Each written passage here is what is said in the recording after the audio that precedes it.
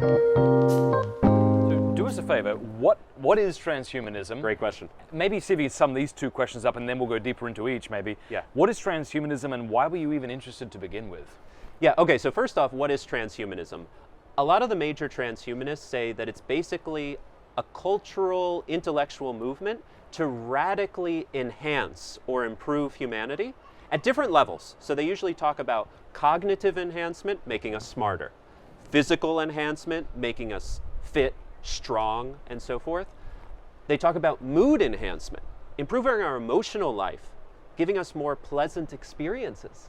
They also talk about lifespan extension to make us live longer and maybe eventually forever.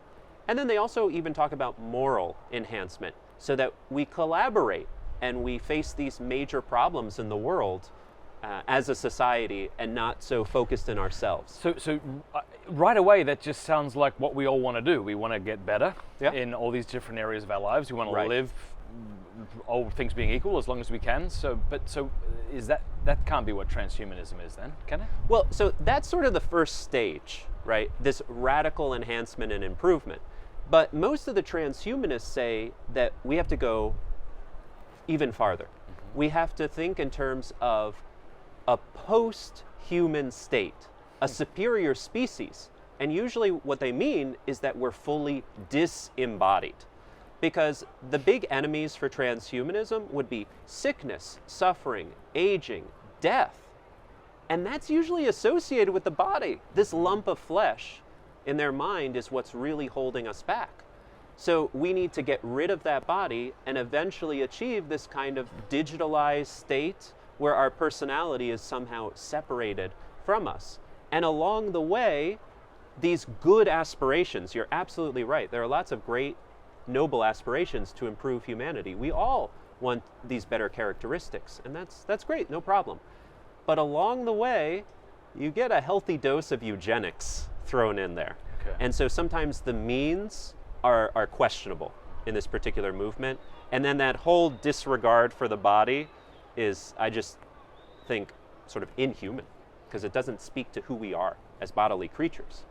So is there a spectrum in this transhuman community, maybe for lack of a better word? Right. Because some of this things you just sort of hinted at sound very sci-fi and like, you know, with transgenderism, it's like, yeah, well, blokes will call themselves Sheilas and mutilate their bodies. I can see how that could happen. Right. But I can't really see how we can be disembodied and live forever, and why should we even take this seriously? Yeah, there are definitely different shapes and flavors of transhumanism out there. I think of someone like Ray Kurzweil, who has had a major position at Google. And he's a great visionary in Silicon Valley, and he's predicted publicly in Time magazine and elsewhere that the year 2045 is the year where we will finally be able to live forever. And people of his mindset have this whole project where we will be progressively disembodied. So at first, we'll just have to think about computer-brain interface and coming closer to machine interaction. Then we're supposed to transfer a brain to another structure, maybe a better biological body or a robot. Then we'll map out your data. So you get all the information of your neurons, all of the information about your interests, your memories, your desires, your intentions, your dreams, and we'll get that data, and that data is basically who you are. That's Matt, your data, a pattern of data. That's how a lot of them speak. If we can extract that data, we download Matt, and we can upload Matt everywhere. You'll be completely disembodied and you can live forever that way. So that's the very futuristic version. But you know, there are more moderate versions of this. I think of someone like Julian Savulescu, major philosopher at Oxford University. A lot of the top thinkers on transhumanism are working at Oxford. And he has more modest goals. He says that we should think about how to harness technology we already have, like in vitro fertilization and embryo selection. So he says, there's a principle of procreative beneficence. By that, he basically means we should create the best children with the best chance of the best life. So you create a whole host of embryos, then you have a wider selection, you go through and you see, okay, which ones are defective? Get rid of them. Which ones have a better chance of the qualities that I might want. You know, the right eye color, tendency toward intelligence, toward athleticism. Once I make that choice, I can select among those embryos and hope that one of those implants and I can have a child in a more kind of reasonable, controlled way. So they're clear that we are nowhere near full designer babies. Like, we can't choose all of these traits because we don't really have the technology for that. And a lot of the desirable traits out there, like intelligence, athleticism, you can't just find one gene for it and kind of click it on. Like, here's the smart gene, boom, done. Yeah. They're polygenetic traits, so lots of genes interacting with each other in a really complex way. And these are traits that seem to be heavily influenced by our environment. So there's no way getting around educating your children. But there are certain combinations that seem to tend toward the traits we want. So in this principle of procreative beneficence, I've got a wider selection and I can control things.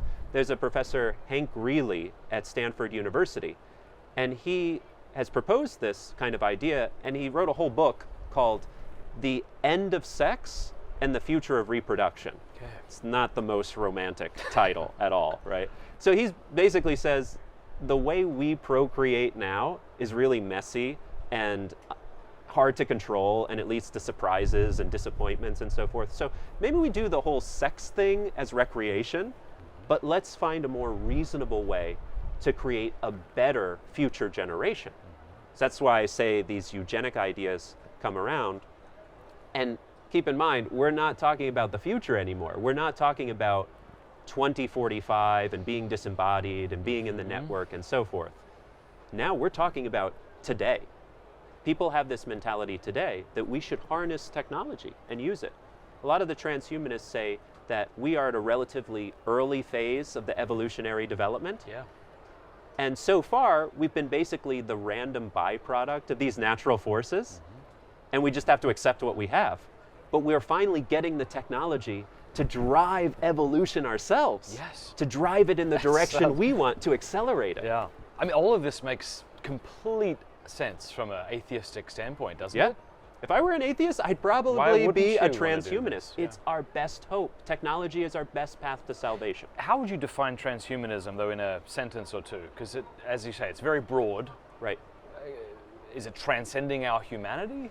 It's trying to overcome our fundamental limits as human beings. Okay.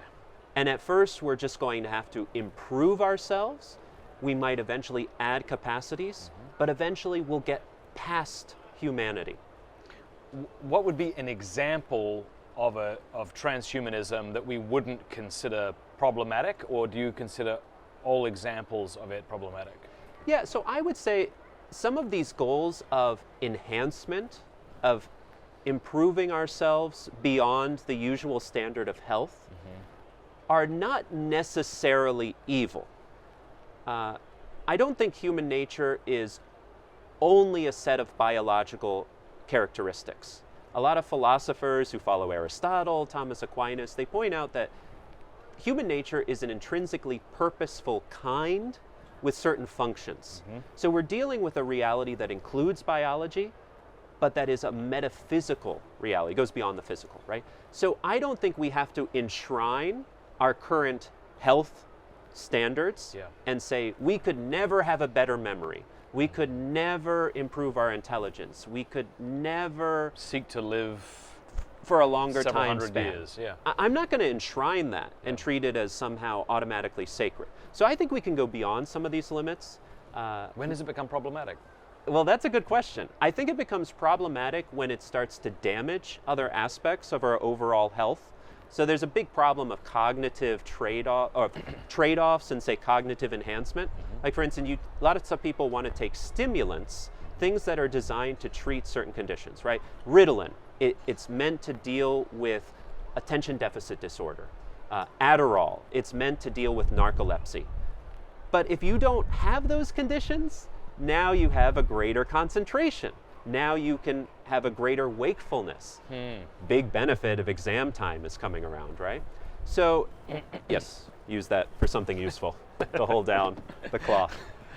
So there are benefits to this kind of enhancements, but a lot of times these enhancements in one area of our life come at a cost. Yes. So sometimes if you take a stimulant, one of these drugs, it might give you really great focus, which is wonderful if you're dealing with a simple task.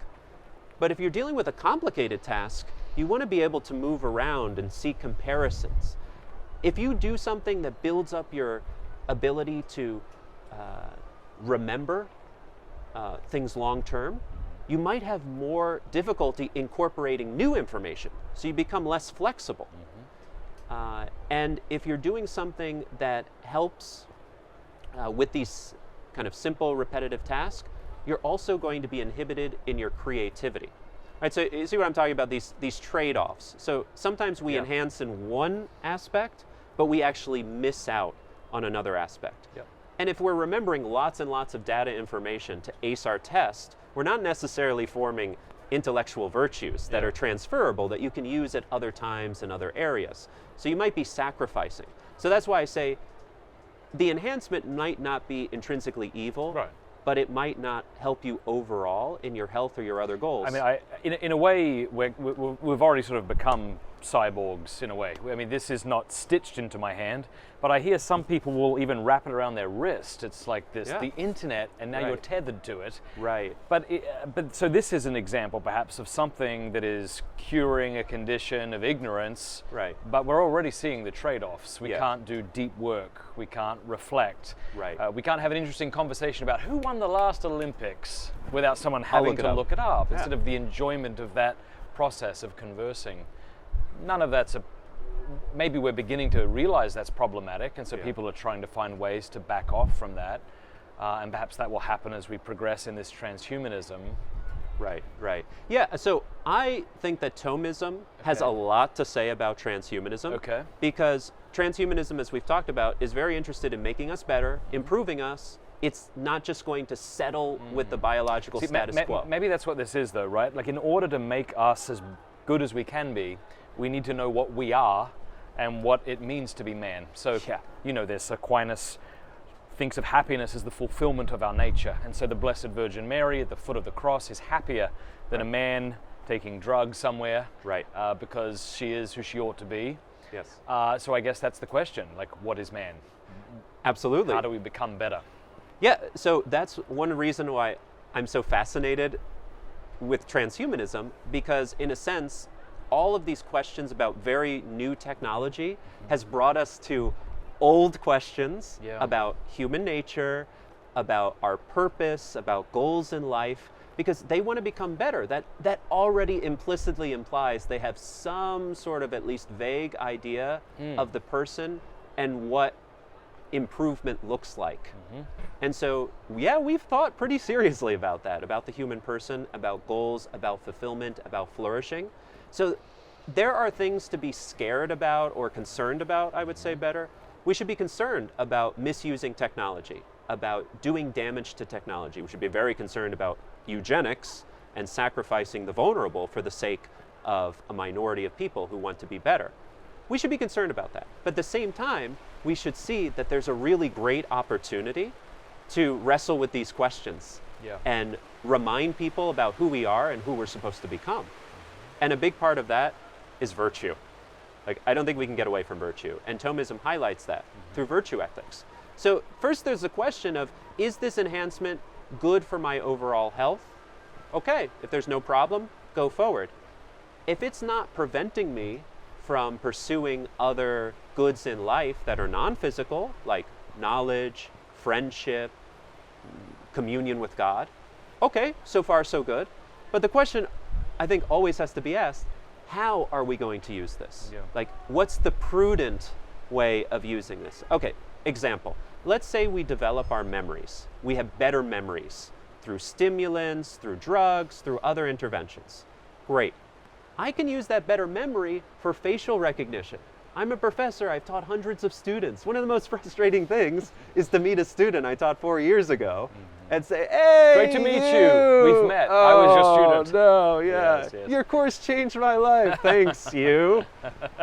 So it's awkward, right? And it just doesn't show really the respect that person deserves, but I'm sorry, I'm limited. I wish I could remember you. I wish I could see your face and and know you and remember all of that. If I had better memory, better facial recognition, it would potentially enrich my relationships. It would make me a better professor, a better spiritual guide, a better friend.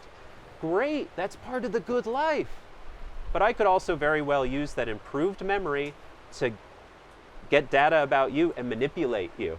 I could prey on your vulnerabilities. I could really toy with you and use you as a kind of instrument for my own ends. I could be a great politician, maybe. I could be someone who's just looking out for myself.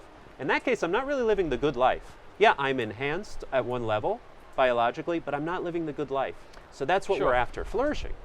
Thanks so much for watching. Please like if you liked, and if you loved, subscribe.